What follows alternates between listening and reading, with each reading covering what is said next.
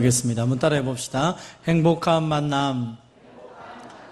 우리는 일생을 살아가면서 많은 만남들을 만납니다. 그 만남은 어떤 때는 참 귀한 만남이고 행복한 만남이 되기도 하고, 어떤 사람과의 만남은 만나지 말아야 될 만남도 있는 것 같습니다. 그래서 우리가 자녀들을 위해서 기도할 때 특별히 하나님 좋은 친구를 만나게 해주십시오. 또 좋은 선생님을 만나게 해주십시오.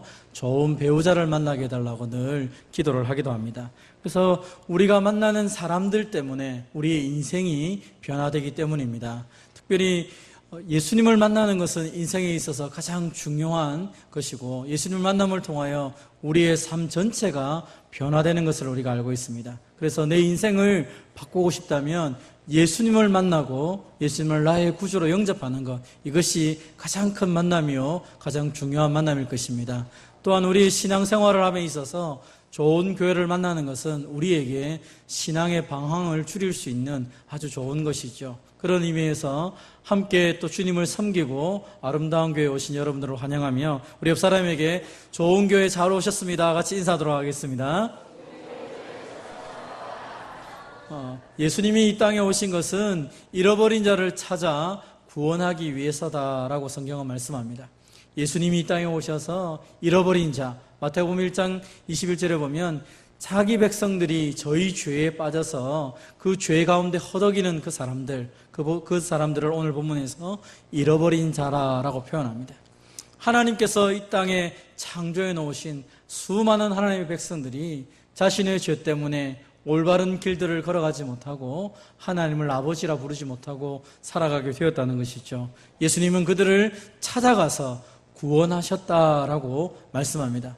구원하셨다는 것이 무엇입니까? 그들에게 생명을 주고 풍성한 삶을 살게 하셨다는 것이죠. 그래서 예수님을 만난다는 것은 우리의 인생에 있어서는 가장 복된 것입니다. 생명을 얻고 풍성한 삶을 사는 가장 큰 비결이 바로 예수님을 만나는 것이기 때문입니다. 오늘 저와 여러분이 예수님을 만났기 때문에 우리의 인생이 복된 인생이 되는 줄 믿습니다. 혹 이 가운데 아직도 예수님을 알지 못하는 분들이 있다면 예수님을 통하여 우리의 삶이 새로워지기를 바랍니다. 한 번 더 따라해 봅시다. 예수님을 만나면 행복해집니다. 내 삶의 가장 큰 행복이 무엇입니까? 예수님을 만남을 통하여 예수님 때문에, 예수님이 주시는 그 놀라우신 은혜 때문에 감격하며 살아가는 것 아니겠습니까? 잃어버린 자는 누구입니까? 예수님을 아직도 영접하지 못한 사람일 것입니다. 오늘 본문에 보면 예수님이 여리고로 들어가 지나가시다라고 말하고 있습니다. 예수님이 여리고를 향하여 가시고 계십니다. 그리고 그곳에 들어가시는데 그곳에 들어가신 이유가 있습니다. 한 사람을 만나기 위해서이죠. 그 사람은 삭개오라는 사람입니다. 이름의 뜻은 우리가 아는 것처럼 의로운 사람, 그리고 성결한 사람이라는 뜻입니다. 그는 성결하고 의로운 삶을 살아야 될 사람이죠. 그 이름을 붙잡고 살아가는 사람입니다. 그런데 그 사람의 직업은 세리장이고 그는 부자다라고 말합니다. 우리가 아는 것처럼 예수님 살던 시대에 부자로 사는 것이 쉽지가 않습니다. 어떤 자료에 보면 예루살렘의 거의 3분의 1에 되는 사람들이 거지처럼 살아간다라고 말할 만큼 정상적으로 살아가는 사람이 부자로 살아가는 것이 쉽지가 않은 시대입니다.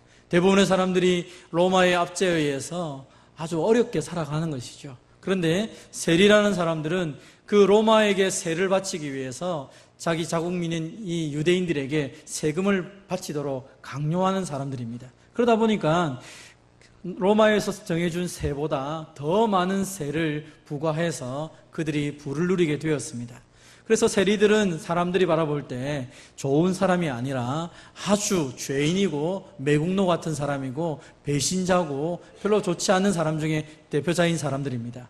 그런데 세리장이라고 말하니까 그런 사람들의 우두머리가 바로 삭개오라는 사람이죠. 그러니까 아주 사람들이 볼 때 이 삭개오는 정상적이지 않고 아주 나쁜 사람으로 인식이 되어 있습니다.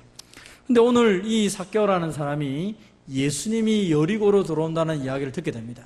그리고 예수님이 어떤 사람인가 보고 싶어서 그가 예수님을 만나러 나아갑니다. 문제는 키가 작다는 것입니다. 어떤 자료에 보니까 이 삭개오의 키는 150cm가 안 된다고 말합니다. 그러니까 너무 작은 키에서 사람들이 많이 몰려 있으니까 예수님을 알고 싶어서 돌 무화과 나무 위에 올라갔다라고 오늘 성경은 말하고 있습니다. 왜 이 삭개오가 예수님을 만나고 싶어 합니까? 그것은 지금까지 삭개오가 들었던 이야기 중에 예수님이라는 분은 세리들과 친구였다는 것입니다. 많은 사람들이 죄인이라고 손가락질하는 그 사람들을 만나주시고 그들과 식사도 하고 그들과 교제도 하고 그들을 사람답게 그렇게 만나주셨다고 소문을 들었습니다. 삭개오는 자기도 그 예수님을 한번 만나고 싶은 것입니다. 정말로 예수님이 나와 같은 세리들, 많은 사람들이 죄인이라고 말하는 그 사람들도 만나주시고 함께 교제하는가, 그는 궁금증이 생겼던 것 같습니다.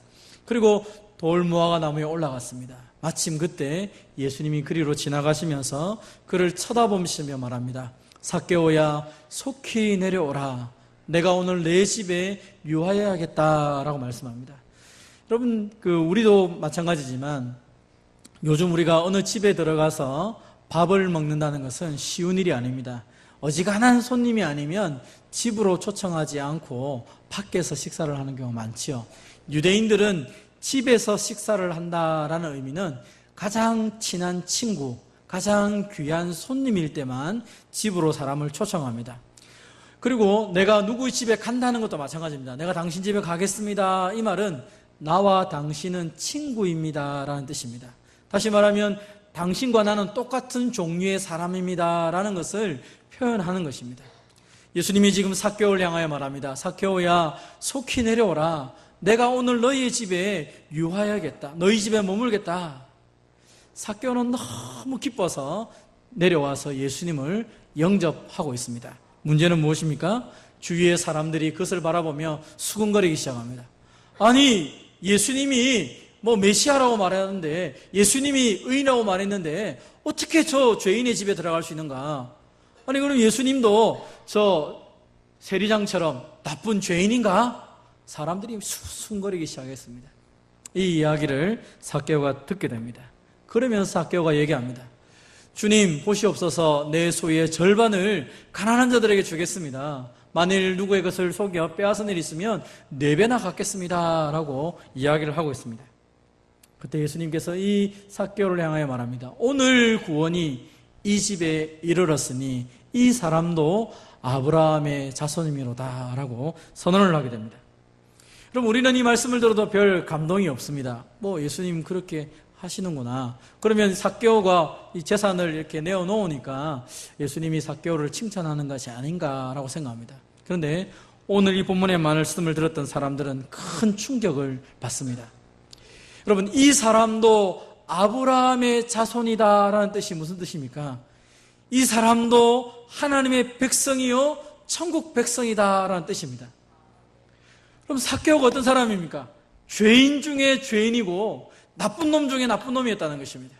사람들은 저 삭개오는 우리 민족이 아니야, 배반자, 민족을 배반한 저 사람은 지옥 가는 것이 당연해 라고 생각했다는 것입니다.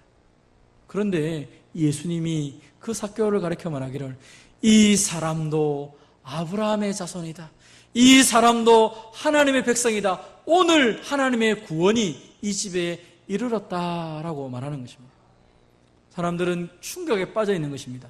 어떻게 저 죄인이, 어떻게 저렇게 못난 사람이, 어떻게 저렇게 민족을 배반한 사람이 하나님의 자녀가 될 수 있는가?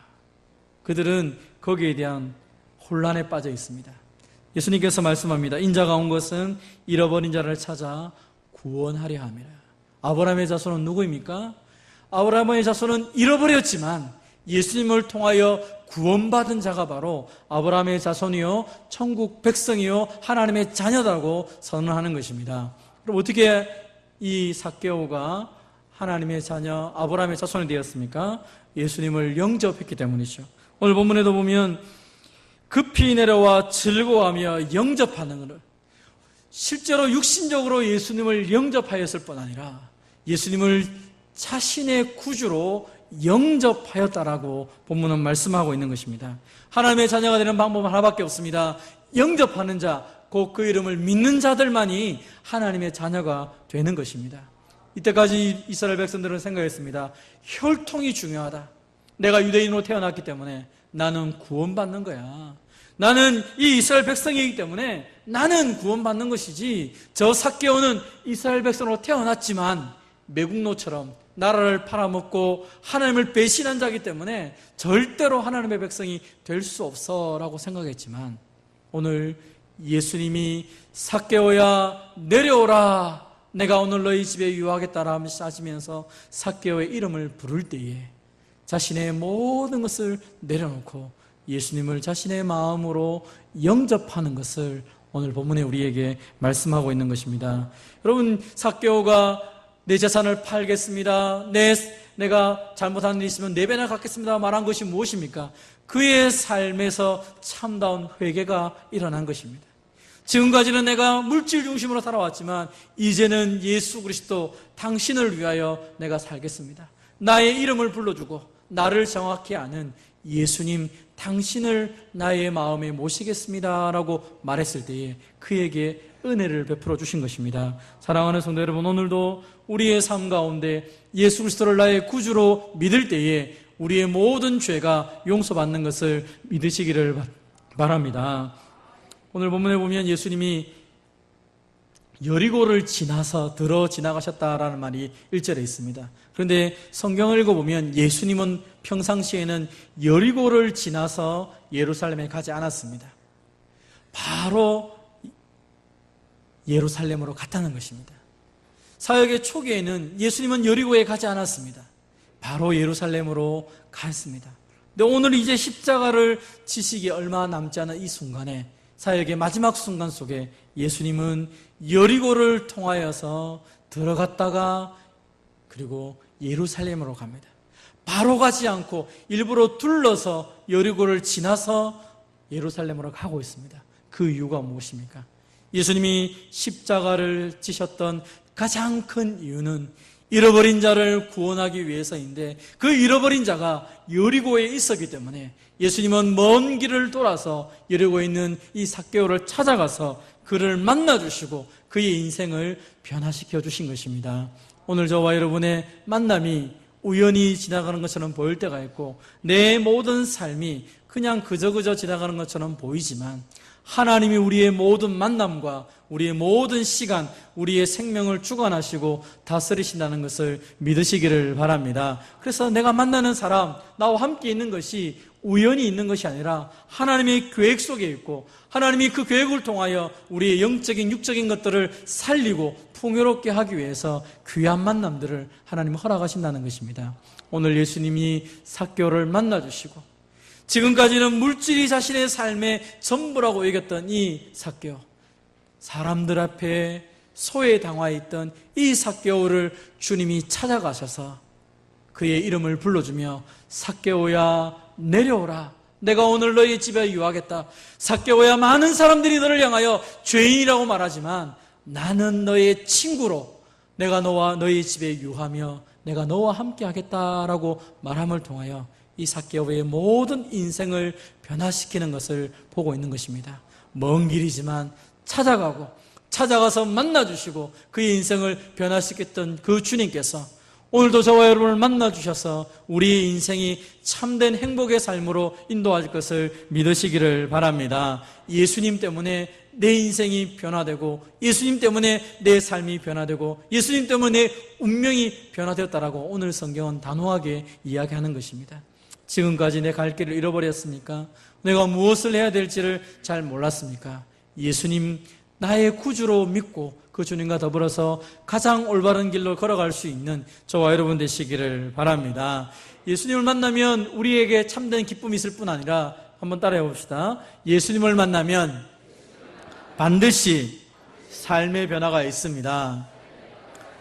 예수님을 만난다는 것은 관계가 회복된다는 것을 의미합니다. 내 삶의 주인이 바뀐 것을 의미한다는 것이죠. 여러분, 우리의 삶에 있어서 막혀지고 틀어진 모든 관계가 있다면 예수님을 통하여 그 모든 것들이 해결되게 되어 있습니다. 오늘 성경을 가만히 보면 이 본문의 말씀이 이렇게 끝나는 것처럼 보입니다. 그러나 문맥적으로 살펴보면 한 가지 아주 중요한 것을 우리에게 말씀하고 있습니다. 누가복음 18장에 보면 한 관원이 예수님을 찾아옵니다. 선한 선생님이여, 내가 무엇을 하여야 영생을 얻으리까? 한 관리가, 젊은 관원이 예수님에게 찾아와서 내가 영생을 얻기를 원합니다. 내가 뭘 해야 됩니까? 라고 질문을 합니다. 그때 예수님께서 네가 계명을 알지 않느냐? 이 계명을 지켜라 라고 말씀합니다. 그때 이 사람이 말합니다. 내가 어려서부터 다 지켰습니다. 나는 어릴 때부터 계명을 다 지킨 사람입니다 라고 이야기를 합니다. 그때 예수님께서 이 젊은 부자 관원을 사랑하시면서 이야기합니다. 내게 아직도 한 가지 부족한 것이 있으니 내게 있는 것을 다 팔아 가난한 자들에게 나눠주라. 그리하면 하늘에서 내게 보화가 있으리라. 그리고 와서 나를 따르라. 예수님이 그에게 말했던 것이 무엇입니까? 너에게 있는 그 모든 재물을 팔아서 가난한 사람에게 나눠주고 나를 쫓으라 라고 이야기를 합니다.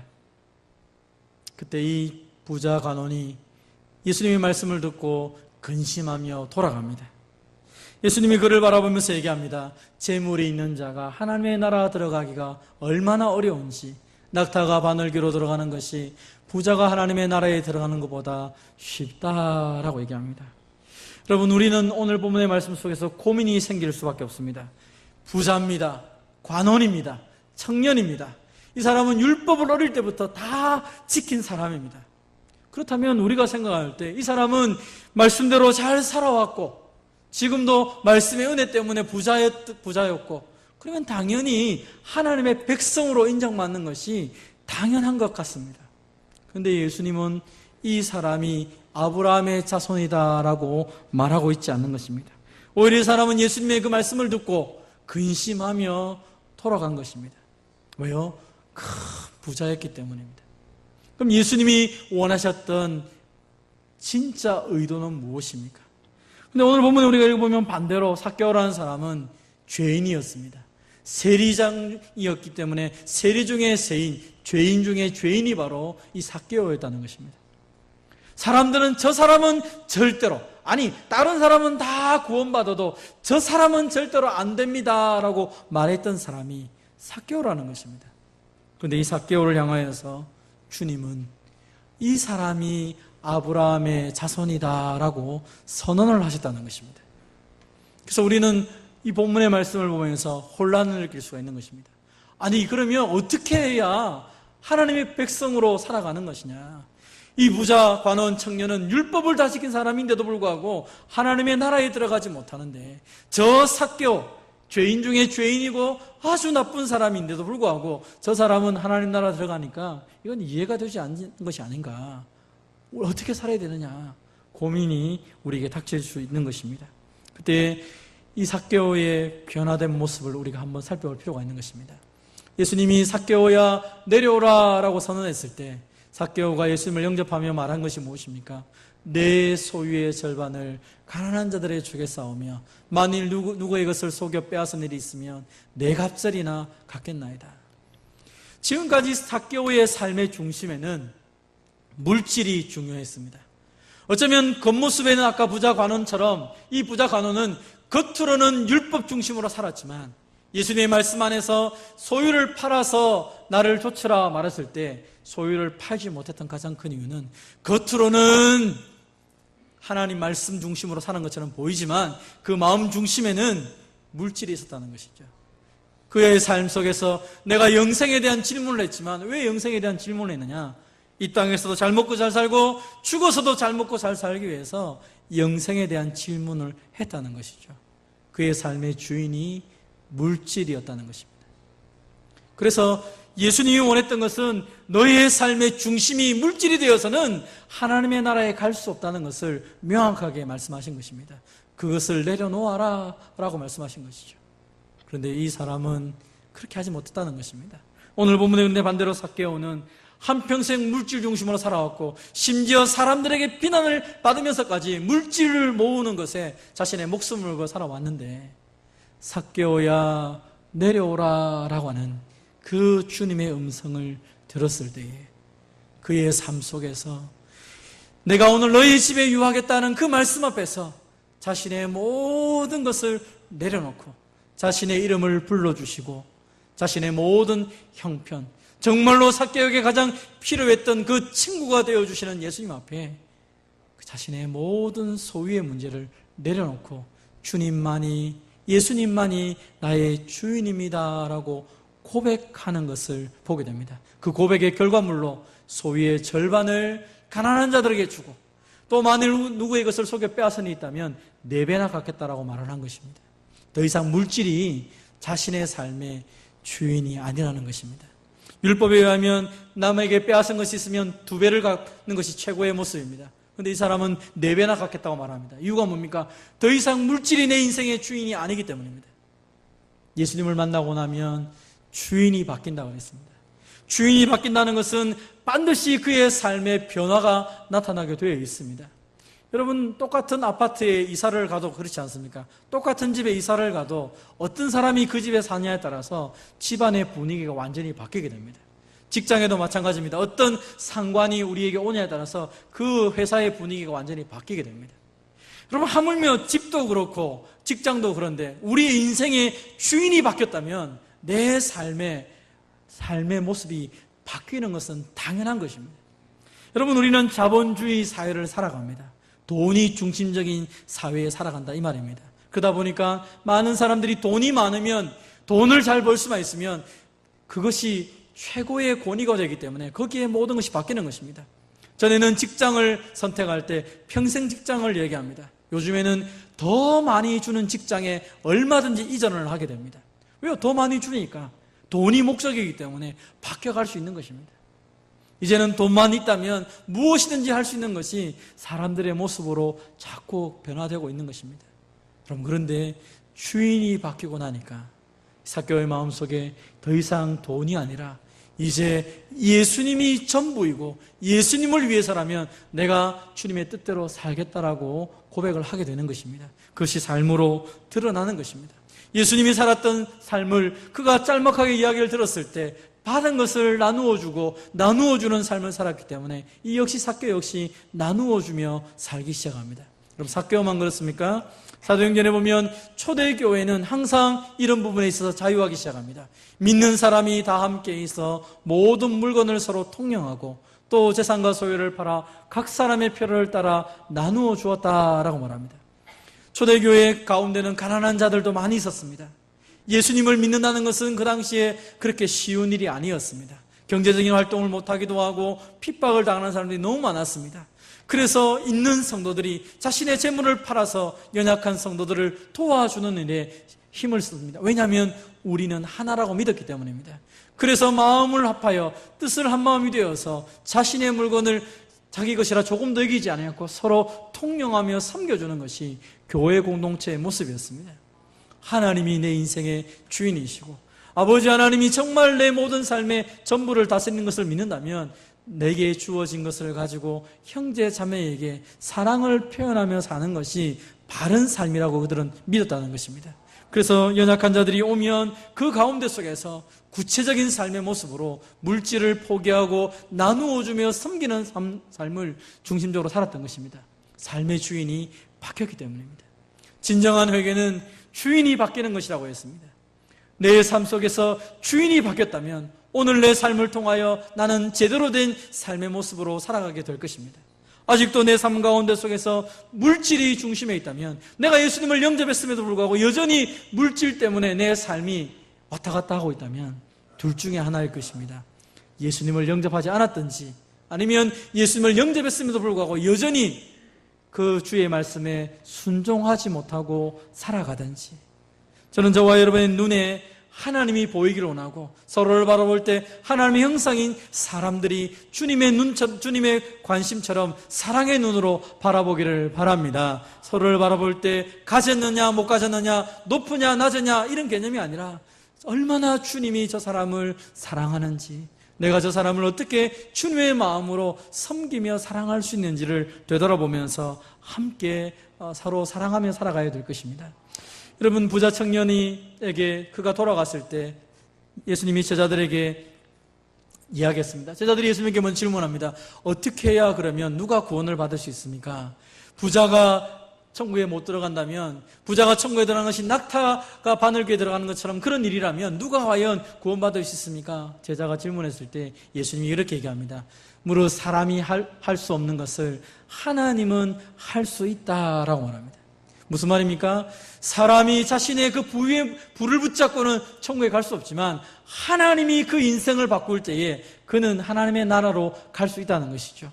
여러분, 오늘 말씀을 다시 한 번 더 생각해 보십시오. 예수님은 여리고에 갈 이유가 없었습니다. 근데 거기에 한 사람이 여리고에 살고 있었습니다.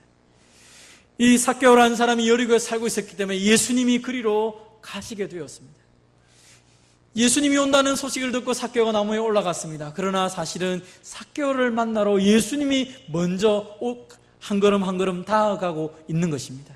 그리고 예수님을 향하여 예수님하고 부르기 이전에 삭개오를 향하여 먼저 예수님이 삭개오야 내려오라, 내가 오늘 너희의 집에 유하겠다라고 말씀하셨습니다. 그 말씀에 반응하여 내려올 때에, 그를 예수님을 영접할 때에 그의 가정에 구원의 역사가 이루어진 것입니다. 사람이 할 수 없는 것을 주님이 예비하시고 찾아가시고 두들겨서 그의 마음 문을 열어서 그를 하나님의 백성으로 삼고 있는 것입니다. 오늘도 우리에게 행복 없는 우리의 인생 가운데 고통과 근심과 염려 가운데 있는 우리에게 찾아오셔서 마음문을 두드리면서 내가 너를 만나고 싶어한다, 너의 인생을 참된 행복으로 변화시키고 싶다고 주님이 우리의 마음을 두드리고 있는 사실을 기억하시기를 바랍니다. 마음문을 열고 예수님 앞에 내 형편을 내려놓고 주님이 이 시간 내 마음속에 오셔서 나의 주인이 되어주시고 내 삶의 모든 문제를 책임져 달라고 주님께 맡기는 저와 여러분 되시기를 바랍니다. 잃어버린 자가 영적인 아브라함의 자손이 된 것은 예수 그리스도를 만나고 예수 그리스도 앞에 자신의 삶을 내려놓고 예수님을 마음속에 영접함을 통하여 예수님이 나의 주인이 될 때 이 모든 일이 일어난 것입니다. 낙타가 바늘귀로 들어가는 것은 불가능한 일이었습니다. 그러나 삭개오를 통하여 하나님이 보여주신 것이죠. 낙타가 바늘귀로 들어갈 수 있는 이 놀라운 기적의 역사, 주님이 자신의 물질을 붙잡고 있는 인생이 아니라 물질을 내려놓고 주님을 자신의 구주로 영접할 때 하나님의 긍휼하심을 통하여 낙타가 바늘귀로 들어가는 이 기적의 역사가 인생 가운데 일어난다는 것입니다. 오늘도 저와 여러분이 물질이 아니라 예수 그리스도를 붙잡고 참된 하나님의 자녀로 삶 가운데 변화를 나타내는 주의 종들이 되기를 주님의 이름으로 축원드립니다. 하나님 아버지 감사합니다.